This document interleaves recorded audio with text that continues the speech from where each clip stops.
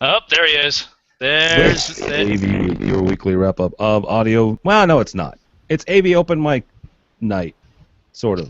I'm Tim Albright. How you doing? We did this about a month or so ago. Chris Neto thought it was such a good idea that we thought we'd do it again. So we know where to place the blame. Hang on one second, guys. Oh.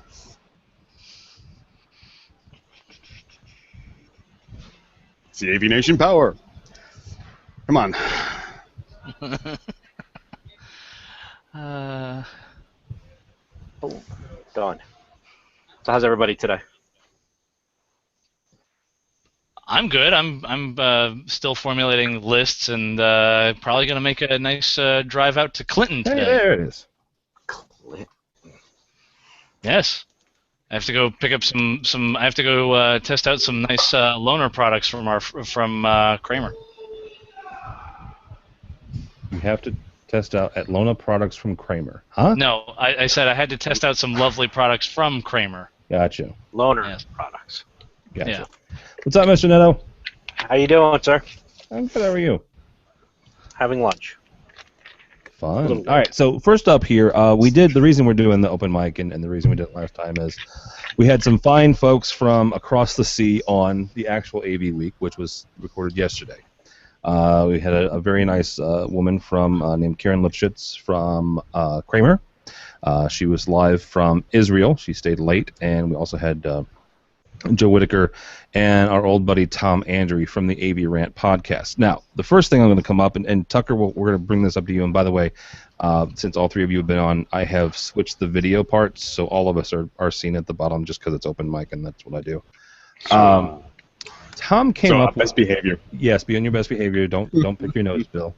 Oh, phooey. I only did it once. The term he came up with, and I want to bring this to you guys and ask you if there are other terms like this or terms that you have and you know. Geek blocking. Tom used the term geek blocking. He went to a retail establishment, let's say, and he was trying to, learn more about stuff and this, that, and the other. And this kid, and I call him a kid, I have no idea how old the salesperson was, but just wasn't having any of it, right? He would answer the basic of questions. Tom is trying to get in, and get his geek on and learn more about it, and this kid just was not having any of it. And he used the term geek blocking to say this kid just was not playing well. So, Tucker, are there any other types of cool little phrasings that we've used over the years, or maybe in the staging events, or when you were in customer service, not customer service, but tech support? You got me on that one. I don't remember one at the moment, although I'm focused on the whole geek blocking thing. Well, yeah, here's the thing. Our buddy Melissa vocab. Dillman like blew up Twitter about it. I mean, she was all over the. That was the phrase of the day yesterday. The phrase that pays. Yeah, I can't think of anything that we would say. We're full of so much other nomenclature around here. It just doesn't come up. Yeah, there's none of them that are fit for open discussion here. Well, there's that too. Yes.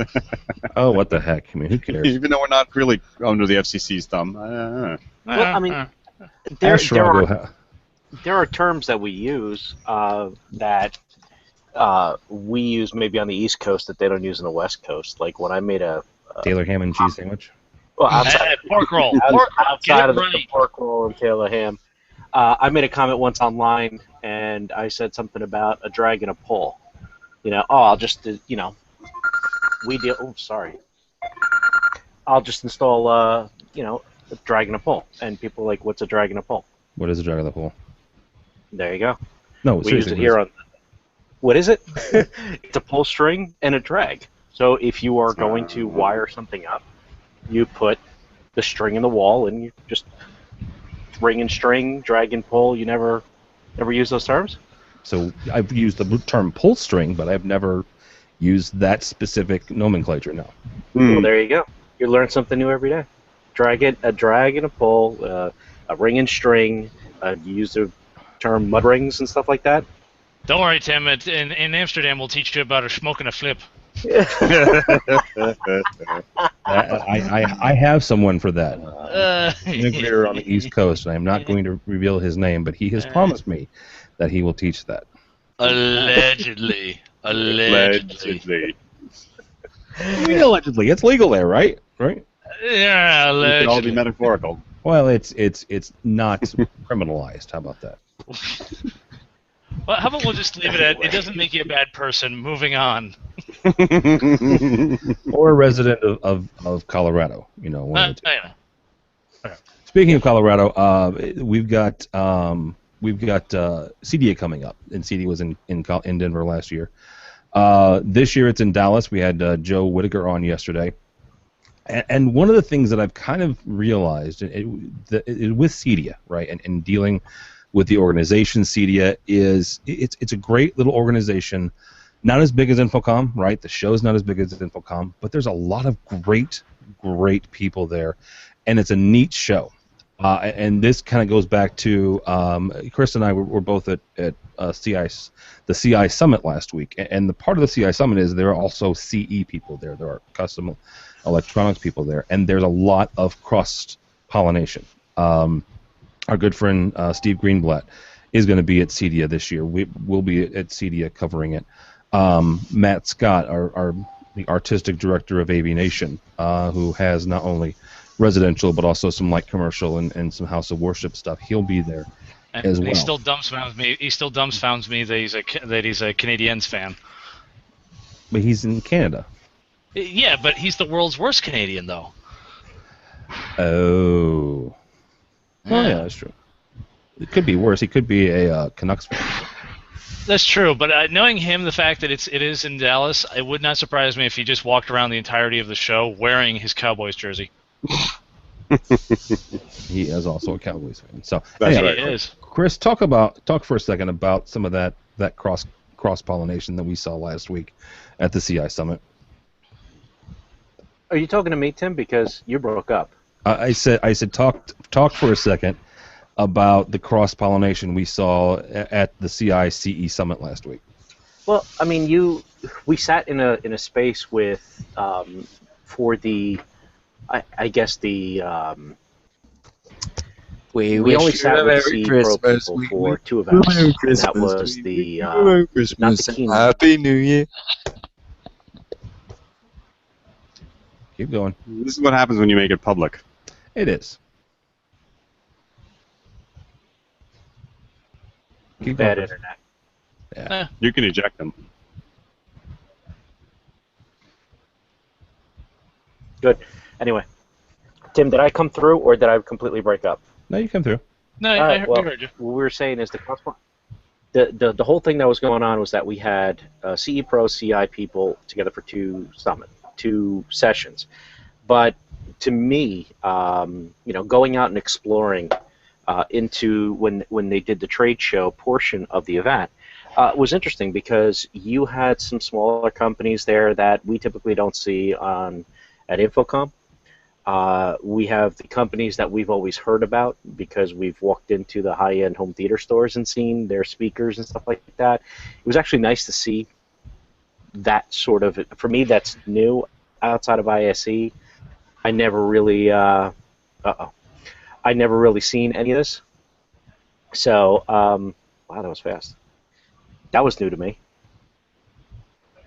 You guys still there? It seems like everything's freezing up on me. No, we're still here. You're still there? Yeah. Mr. Tucker. Let's talk about the stocks and the market this week. We talked a little bit about it yesterday.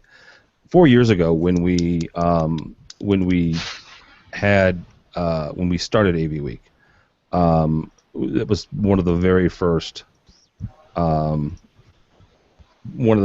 subjects we talked about because 4 years ago, well, let's be quite frank, the economy was still recovering, as it were. Does any of this China stuff and any of the rest of the world market stuff concern us in AV? Be honest about it. The markets have kind of recovered in the last couple of days. Well, what's recovered? I mean, it still hasn't gained back what it lost. No, that's true. Yeah. And it's all long term. It does it, yes and no. I mean, It's a hard one to answer because does it really affect what we're doing? Probably not. But what I'm concerned about is the cost of things. It's going to get cheaper, and it's higher competition with off-the-shelf stuff. I think that's part of what's driving what's going on with China is that their manufacturing is down. People aren't buying what they're supposed to be buying, or at least in the numbers that they are reported to need to. And it's just not supportable what they're doing. Granted, my grasp of economics on that level, that very micro level, is limited. It depends on whether it starts to affect South Korea and the rest. I'm sorry, Bill. Yeah. No, I was going to say, in this case, I think it's like projects that are ongoing. Are they going to get slowed? Probably not. But like some of the long-term ones, they might hold off on things. I mean, I know, it was just announced there was Disneyland is doing their Disneyland or is it Disneyland Shanghai, I believe. Yep. And Yeah. that one's still a hard date. That one I think it's opening like spring of 2016 or something. That's one of those like just they're going to get it done. So. Like I said, the bigger projects, no, they're in motion. The money's already exchanged hands. Now it's the future planning. If they plan on putting, allegedly, say for some reason they decide to put a giant Marvel land on top of that, that's probably going to be held off for now. Or a Star Wars land, like was another one that they announced in the last 7 days. Yes, that one's. As I say, that's official. Now, is that going to be in Disney? Is that in Disney World or Disneyland, or is it both? Yes. Yeah. Okay. I heard both. Yeah, part of the announcement was that it's going to be there's going to be one in Anaheim and also one in Orlando.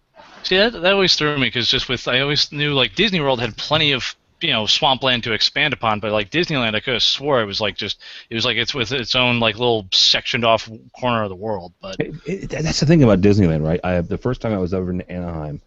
Was actually for Infocom 2007, I think. Was that the last time that was held in Anaheim? I think so. Yeah, the last time it was in Anaheim, and I'm driving down the road, and all of a sudden, boom, there's Disneyland. I'm like, holy cow! Wow, okay, there you go. And then you just keep driving. I will say this: if you look at like I said, that project is still going on. Coincidentally, a friend of mine.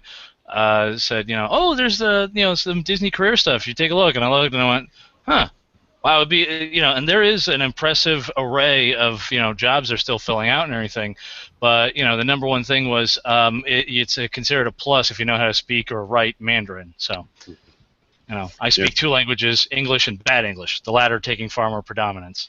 Because you're from Jersey.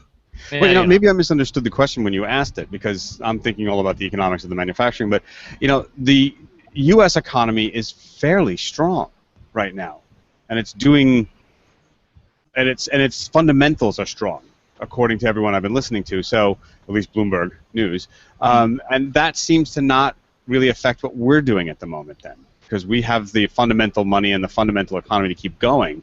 Those projects won't be delayed. Maybe if you're involved in international projects or projects out in, say, Russia or Saudi Arabia or, some of the African continent, that stuff really heavily is involved with China, and those may be suffering for various and sundry reasons based on the valuation of the yen, their monetary system. And so that I could see. But for products that we get from them and stuff like that, it's probably just going to be cheaper here, and they'll probably flood the market, which could be worse for us saying, you need to buy this big TV from us. No, I don't. It's cheaper over here. Well, and I guess my biggest question was really more, and I believe their currency is the yuan. Juan, thank you. Last year Infocom released the report that said by the end of 2016, China, the Asia Pacific market in general, and China makes up a good portion of that, as well as India does, is going to be bigger than the States, and I still kind of believe that based on what I'm seeing coming out of India more than China, really. One of the things we talked about yesterday was with Karen Lipschitz is the fact that you've got manufacturing costs are going up in China. You have this kind of developing middle class, basically being birthed in China, which is something they haven't had before. You've got manufacturing costs going up, and people who utilize that, which is a fair amount of the AV industry. There are some who strictly manufacture a good portion of their goods here in the States still. I don't know that anybody does 100% anymore. Vadio, I think Vadio might be the only one that still makes everything in the States as far as their components. But now, Tim, I will piggyback off of that one in that I remember, yes, like labor costs in China were starting to go up, so they were actually shifting the labor, the cheaper labor, actually to India. In fact, I remember a good couple of years back. No, it was Biamp. We did the tour of their facility, which I think was in Beaverton. But they said, oh yeah, we manufacture just about everything. They had all the chip wafers and everything else right there, and they're manufacturing. And I said, oh, that's cool. I said, well, where are the amps? They went, oh no, just due to manual labor, it's actually cheaper to have that done out in Mumbai. And they're like, and we just ship it back. They're like, it's just they're like, it's just the manual labor costs are just like, it's not worth it. Yeah. So it's a conversation we've had before, and I'll bring it up. Given the current political wrangling that's going on in one side of the primaries there, it's something about. Well, I mean, look at a company like Crestron or others who make a good portion of their stuff here. They pay decent salaries, and people are willing to pay the price for the quality of the product. But part of it is also where it's made and where it's coming from, and that's from a private mom and pop kind of shop, basically. That's part of our problem. Are we really suffering through that, where if you want to buy American or buy some of that, then you have to be willing to pay the price for the salary that it deserves? Now, we can get into a wrangle here about what is a good salary and from where you're based at, but still, if we're not going to pay the type of salary we want to pay the people in India or China, you're not paying them here, then you can't complain. And that's just my premise. You can't complain. George, in our industry, I think there are certain things that demand certain quality. The first one that comes to mind, and probably one of the few that come to mind, is speakers. The rule of thumb, when I started, paying attention to what a good speaker was versus a bad, was that all good speakers came from 3 places: United States, Canada, or England. That was it. All the components, everything that was put together, everything that was made, from the wood to the woofer to the cone, everything came from one of those 3 places. Now, it will, an audiophile will pull the money out of pocket for that $15,000 speaker. You know what I'm saying? Mm-hmm. There's a market for all of it.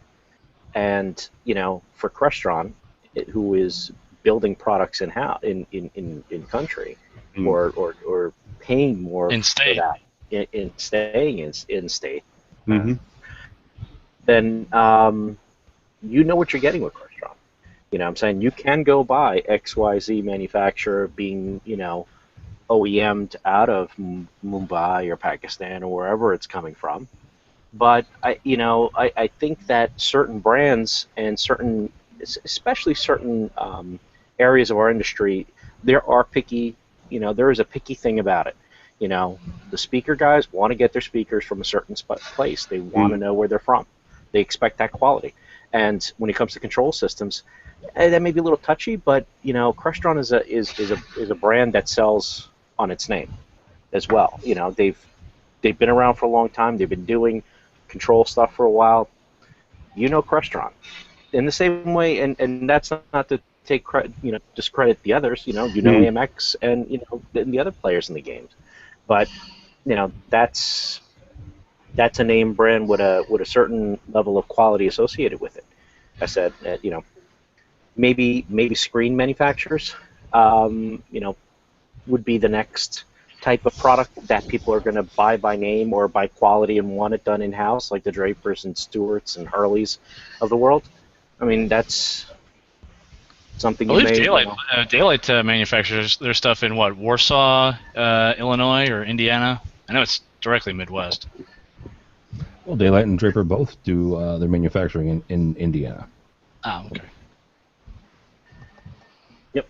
Yeah, I mean, and I get that, but here's where I see it. Like, we all talk about getting into the consumer market, that long sought after, mass market tidal wave of getting in, and what's getting in there is stuff made very cheaply, very simply, very disposably. And it strikes me as something that we need to think about as we are an industry, both in commercial and residential side, that feeds off of a certain aura of looking rich, in which you have appointed, even huddle rooms that are very well and high tech. The glossiness denotes wealth and sophistication.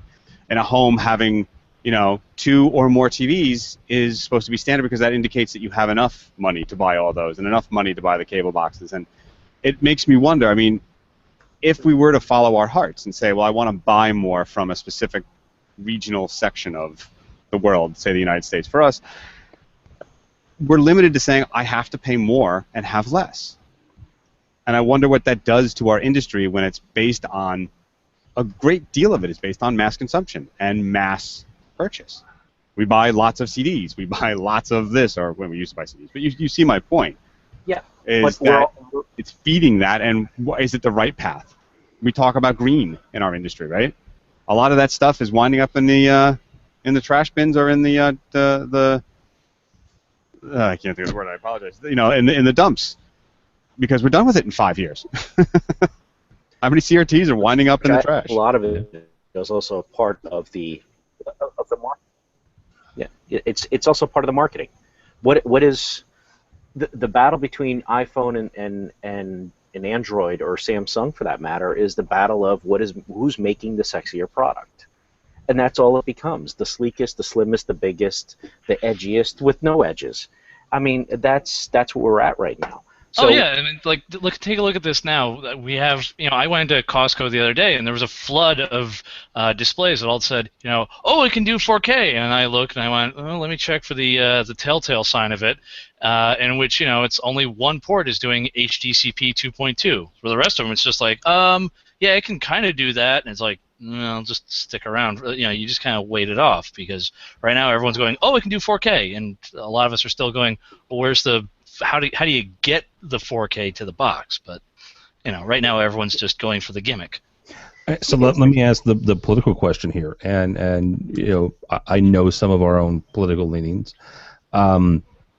Is it valuable? Besides the marketing, is it valuable? I mean, I think it's valuable from an infrastructure standpoint. I think it's valuable from an economic standpoint to maintain manufacturing in the States. But I'll ask you guys, is that valuable? I would say yes, because and Chris can kind of back me up on this one, in the fact that pharmaceutical companies would go and take some of their R&D, and they found it was cheaper to have it outsourced to, say, India or China and things like that. But on the same flip side and everything, their standards and practices and their quality assurance is not to the same level as ours. I've seen in a lot of cases what we require to go into our manufacturing processes, or it has to be able to pass this this UL listing and everything. Other countries, they go and say, oh yeah, well we just stamp it and move it along. And here it's like, if you try to rubber stamp something like that, you get fined. It's game over. You can't play like that. And I think having things manufactured stateside at least means that we're holding it to an actual standard, or at least our documented standards. I mean, there's a true economic scale to this too. We're a service economy, and I've heard the arguments both sides that a service economy is more flexible, it's nimble, it doesn't depend upon one technology to get things done. Retooling is not that difficult, because what are you retooling? You're just re-educating people or getting them to different standards. But still, manufacturing is important no matter where you are, because it's a core economic building block. You can get anything from low to high wages in it. I mean, there's entry-level stuff, but you are, everything from the janitor cleaning the floors to the guy stamping out the widgets to the one who has to do the reports, the sales, and run the whole shebang.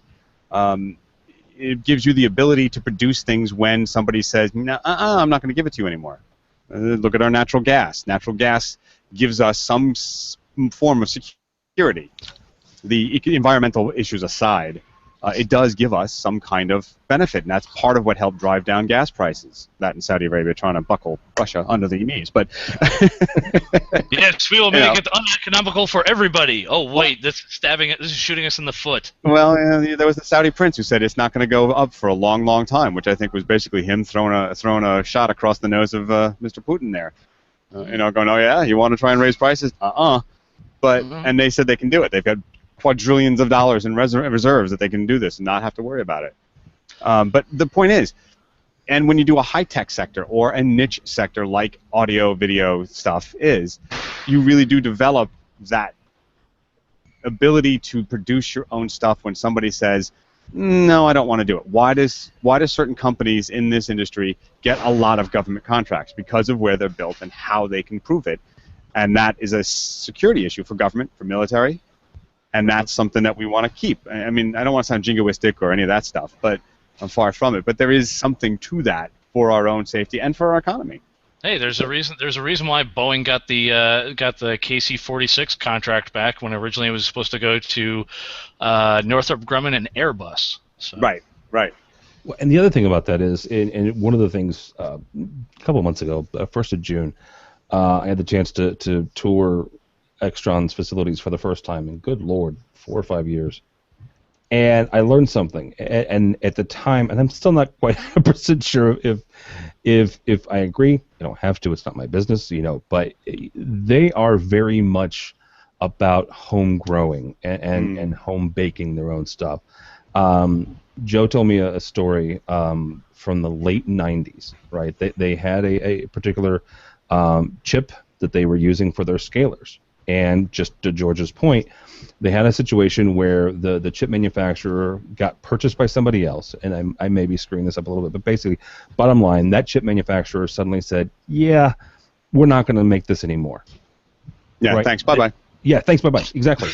So that shipment you just got, that was the last one. Yeah, we're done, thanks. Yeah, you got that one? Good. It happens more often than you know, actually. Well, and since then, they make their own, right? They make their own amplifiers. They all this stuff.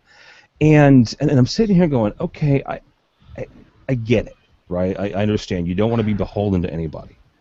The trade-off, though, is sometimes, and I'm talking about Extron specifically, but sometimes you're not beholden, so your limitation is your own abilities, right?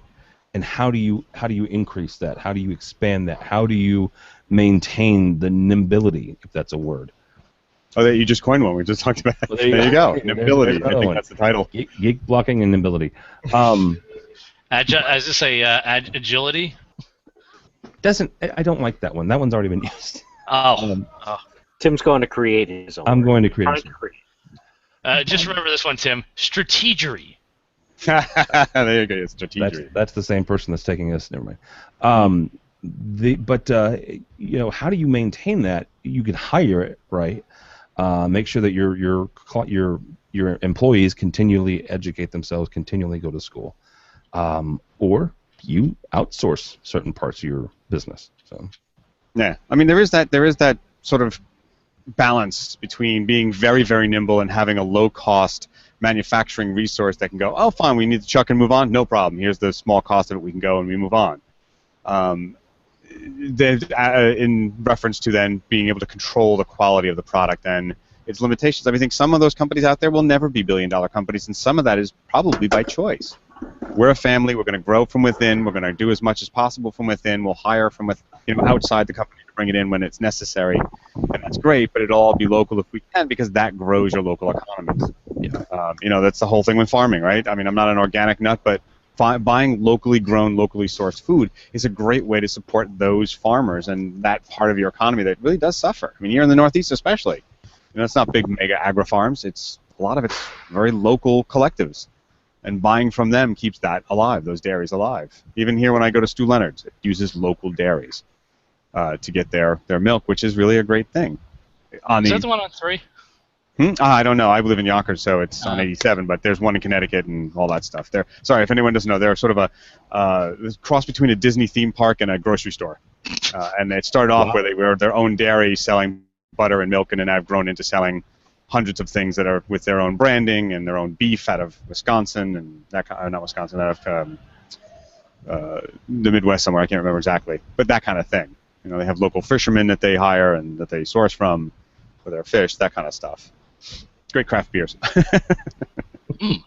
Interesting. Thank you. That reminds me.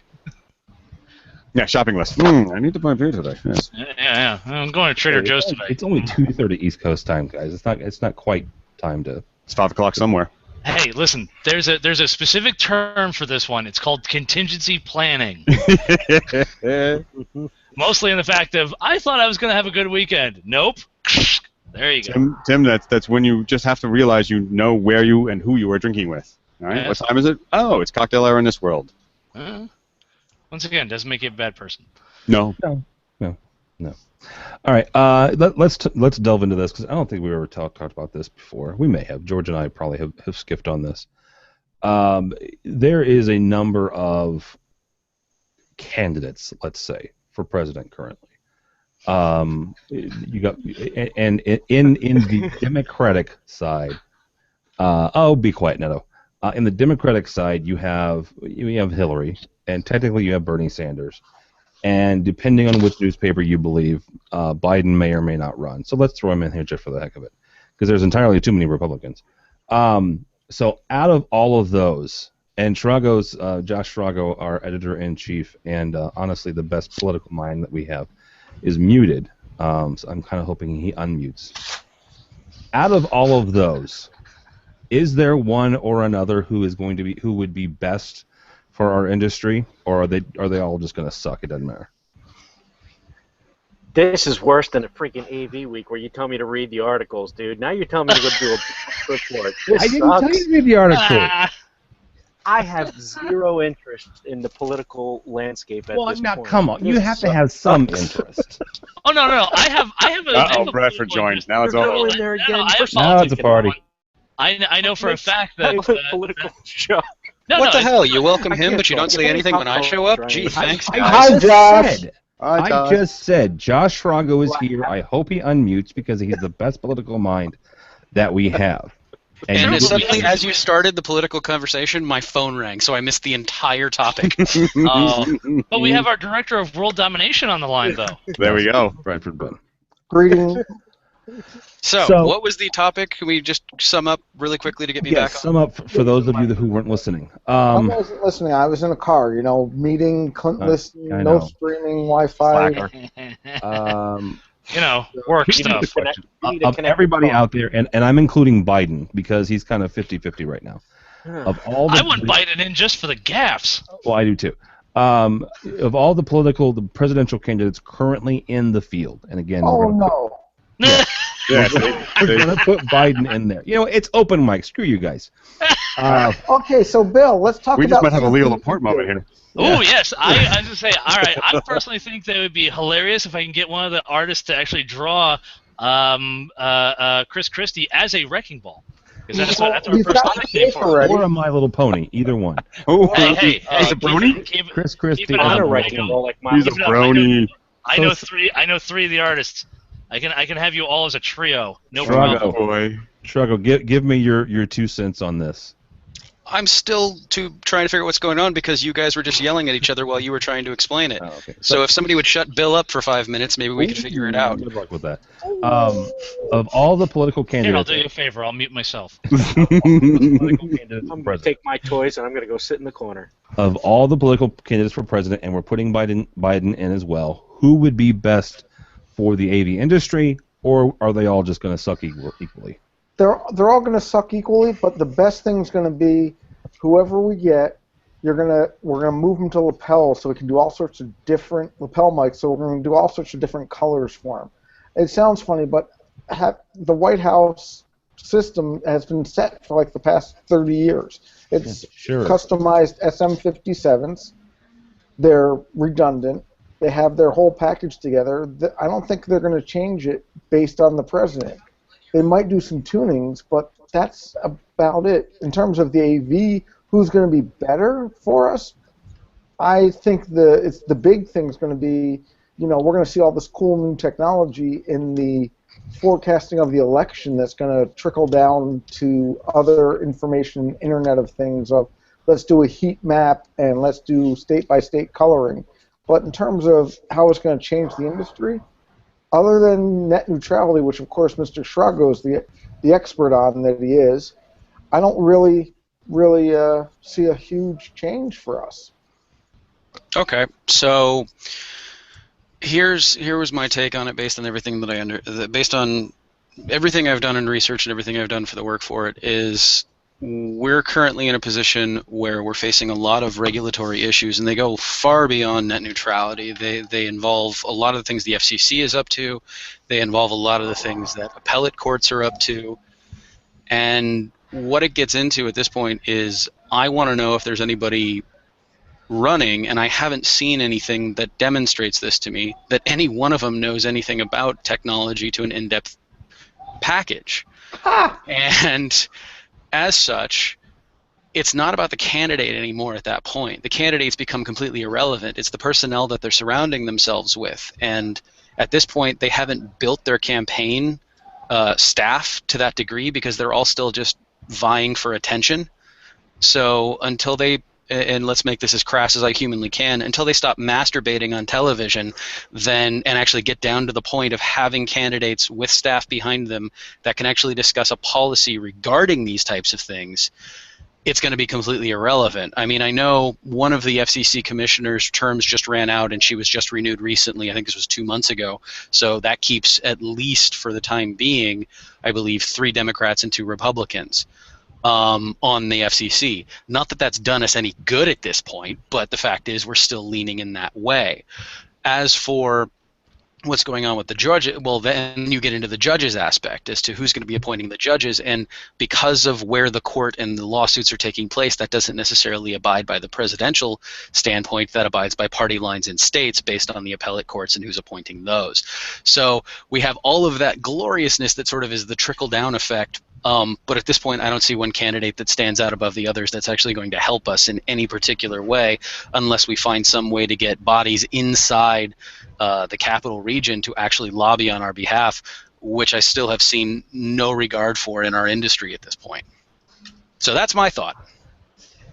You're asking for competency from a government that actually had Senator Stevens, Ted Stevens, of the It's Not a Dump Truck, It's a Tubes fame, so running the Communication and Technology Committee. So I think our hopes are pretty dim on that side.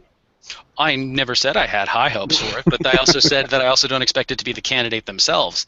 It's the staff that they surround themselves with. It's whether or not they choose to bring a technologist that understands something more than the consumer aspect of, can I watch my Netflix? And So at you're this saying point, Al Gore needs to run. Well, I was going to say something. well, I mean, he did invent the internet, so we should allow him to. Well, he didn't. You know what? Let's be truthful there. He did help write the language that brought it to the public.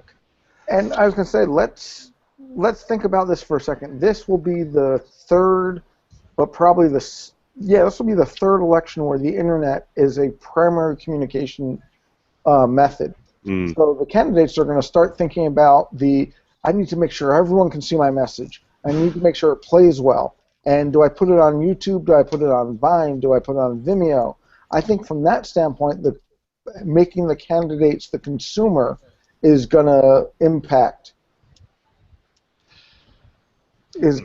how it's brought out and what people are going to think. Sorry, the system stuttered on me. That's right. So let me ask you this. I'm not going to take each one of them down because again, there's way too many Republican ones. But let's take the most famous Democrat and her most famous technological gaffes. How about that? Shrugo mentions having the technological acumen and the people behind the candidate and people behind the president ultimately. I don't know what happened. I'm not smart enough to know what happened with Hillary's email server. But good God, does that not speak volumes right there? I mean, it's not quite to the level of Senator Stevens, tubes, but I don't know. This one I can kind of get into only because dealing with the old DoD days. that one is just a when it gets to like levels that high, it's kind of hard to find folks that says, oh no, you cannot do these things. And it's like, well, she was a Secretary of State. Above her is what, the president. Basically. And then Yeah. me. Well, And Brentford. well, as I say, well, no, Our Bradford's fair technically, overlord. yeah, he's the underboss. So But he underboss hasn't of the been underworld. Well, but Shh. I do think that it does show a lot of irresponsibility on both sides of the email problem. The first being that she didn't think it was important enough to use her employer's email for employer communication. The second being, how do we not encrypt our emails anyway? I know how easy it is. I'm encrypting mine. Heck, I'm talking to you through a VPN connection right now because I'm paranoid. Well, So- I'll even go this far as that the government issued phones were always Blackberries, and some folks don't like them, but they even went so far as to like have a card reader on the back that could go and verify your credentials, so you could go and read said encrypted emails. Yeah, So- I have the two-factor authentication set up on mine as well. It's good practices. The fact that that isn't even in place, or a secure connection to government websites aren't in place or been updated, that to me is part of the issue. I think that the whole email on the personal server versus work server is an issue that every company deals with, and it's the reason I carry two phones. As soon as you start using your personal phone for business, all of a sudden you blur that line of what's discoverable if there's a lawsuit, as well as how do you determine which emails are yours versus which ones are work. And I think that's the issue beyond what Hillary did. I think that's the underlying issue that everyone should be aware of, is if Ted Stevens, Donald Trump, pick your guy, John McCain, Ted Cruz, Jeb Bush, Hillary, Rand Paul, take all those guys. If they're using their personal email for work or their work email for personal, it starts to blur the line. I think that's the bigger issue that I'm hoping comes out. Is it's just like you don't use company letterhead to send a love letter to your. Do people even write those anymore? No. Or to send a letter to someone else, you would use your letterhead. But people seem to think it's okay to use company letterhead when they use their interwebs. And see, that's the issue I have, and I'm not picking on Hillary. I don't think any of them really are technologically adept enough to understand some of these issues, right? I mean, Jeb Bush, is not probably, versed enough in net neutrality or in, security, this, that, and the other. I don't know if Bobby Jindal is still in it or not. There are a fair amount of younger candidates out there, but even those are, honestly, surprisingly technologically inept. At least they seem to be. Well, let's make it really complicated. I mean, we hear Trump talking about the complications of securing our border. I want to see how many smart devices he carries on him at any given time and know how secure any of those are, and if he actually even knows what a smart device security requires and what it gives them access to. I mean, it's that simple thing, and that's a topic that's been brought up not just in our industry, but to the public itself, of the security of their phones and the security of all their devices.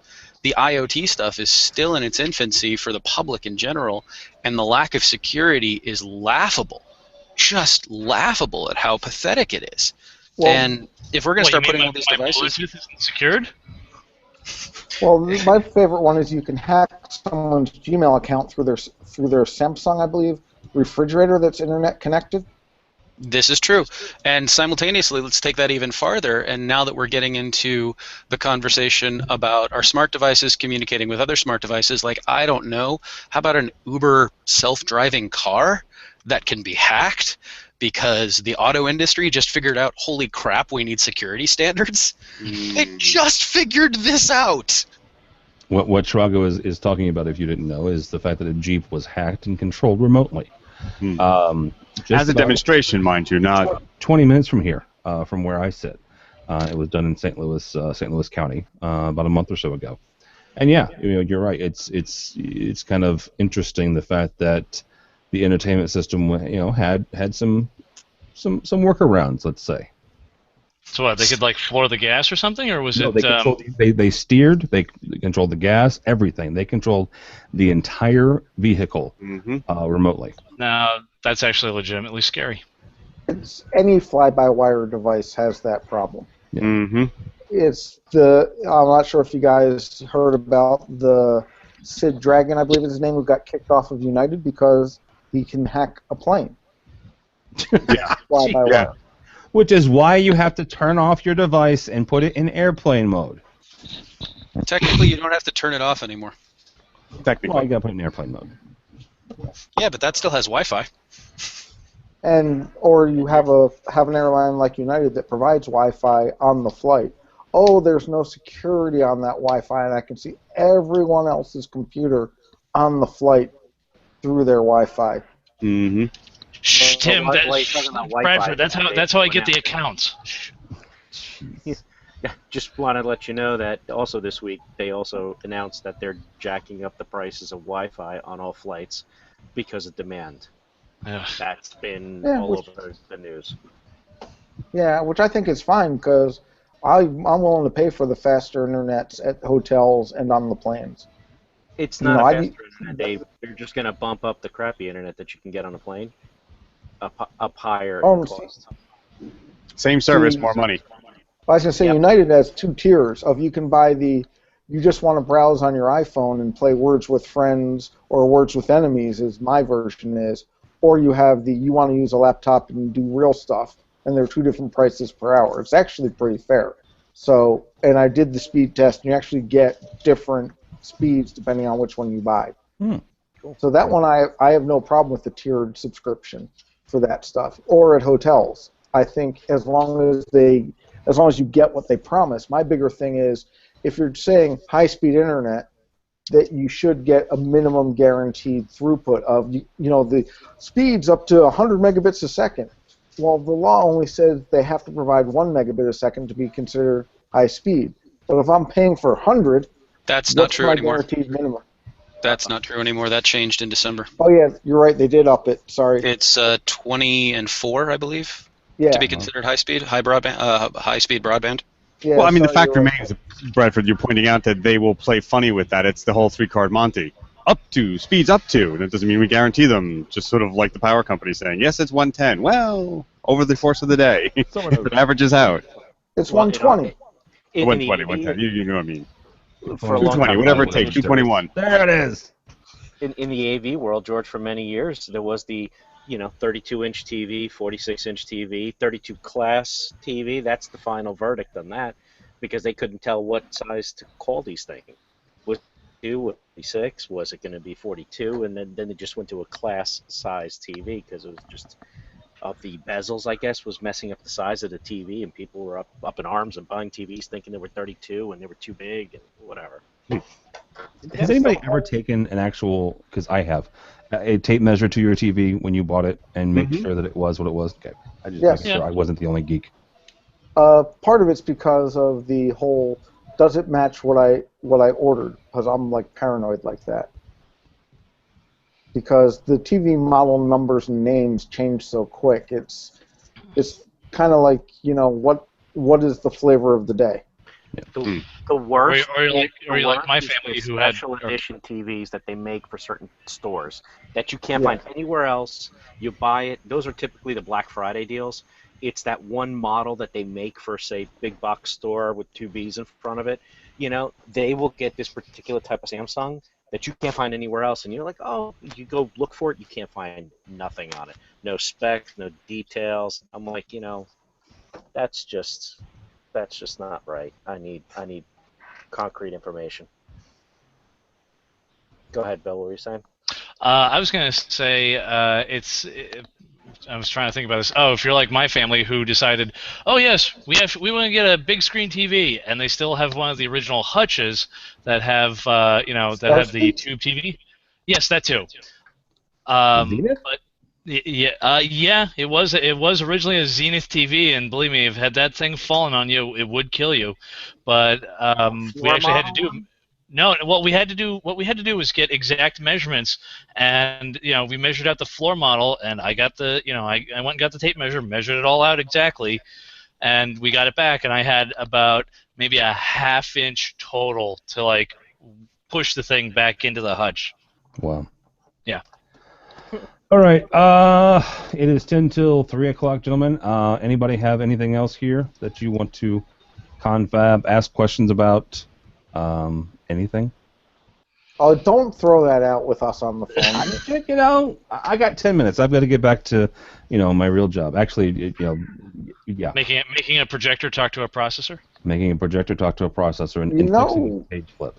I know a couple of video companies that can do video over IP for you. So I was going to say, I did, to bring up something completely different, I did find my retirement fund. A French woman has won a disability grant telling the court she suffers from an allergy to electromagnetic radiation and gadgets like Wi-Fi. Ooh. Nice. 580 euros per month. That's not much. No, but you know what? It's just, yeah, the Wi-Fi is making me ill. I'm going to sue the government. You could sue if it was WiMAX, I could see that, but not Wi-Fi. Oh, sure, if it was WiMAX. Oh, okay, I see. Wi-Fi, WiMAX, why not? Who cares? No, the WiMAX was Sprint's little it wasn't an ill-conceived idea. It was like a Unified.